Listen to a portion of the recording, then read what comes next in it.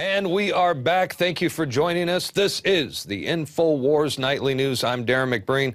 And before we go to our next guest, Luke Rudowski, I wanted to cover a couple news items that I came across.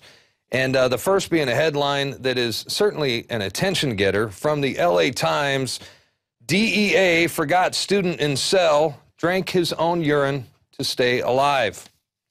A San Diego student who was forgotten by federal drug agents and left in a holding cell for 5 days without food, without water, or access to a toilet. Well, he drank his own urine to survive.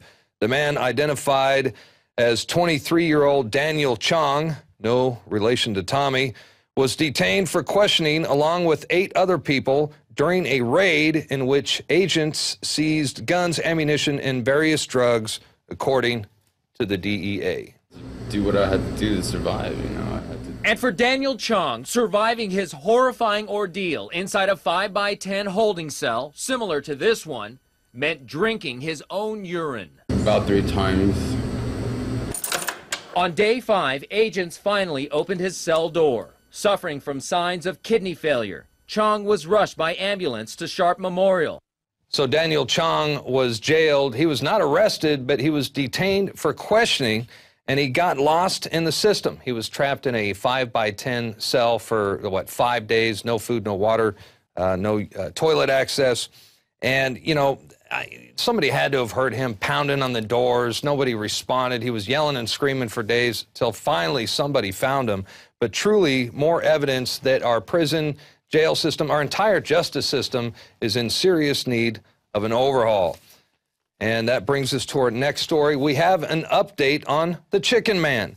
You may recall the case of Andrew Wardace, where he tragically died on March 26th following an explosion in his home. This while he was surrounded by Georgia County marshals who were in the process of forcibly evicting him from his property. Well, his property was seized under green zoning laws as the rogue state of Georgia basically claimed his land as a future conservation area. You know, they're calling it green space. After years of relentless harassment, torment, threats, Mr. Wardace died in an apparent suicide after a huge explosion and fire at his home. This, like I said, while he was surrounded by armed U.S. Marshals who were getting ready to evict him. And now new details have emerged in this tragic case. It's now coming to light that Roswell officials may have put immense pressure on Mr. Wardace's original mortgage holder to sell the mortgage note on his home, only to have it end up in the possession of a phony trust company that appears not to have ever existed. And I talked with Andrew's attorney, Ryan Strickland, about this the other day. Here's what he had to say. Now, I read there was an Examiner.com story that came out, and it was about the Equity Trust Company, or they called it Equity Trust Company Custodian, and the word company is handwritten and initialed. That is odd to me.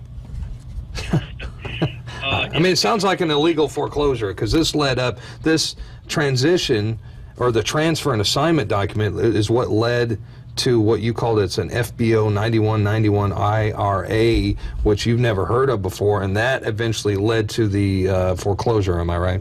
That's right, and that's the basis of what the case that we were just starting to bring for him when everything kind of unraveled. We were filing a motion to stop his eviction from taking place on the basis that he had been foreclosed on illegally. Namely, when they sent out the foreclosure notice, they identified the owner of his mortgage as Equity Trust Company, FBO, which stands for the benefit of. So it looks like 9191 IRA owned his mortgage. But I know the document didn't have any address, name, telephone number. There's no contact information. And that's required by Georgia law, right? It is. Yeah. It absolutely is. So it turns out the entire eviction process was fraudulent to begin with, which is something that we speculated all along. That brings us to our quote of the day. This one is from H.L. Mencken. All government, of course, is against liberty.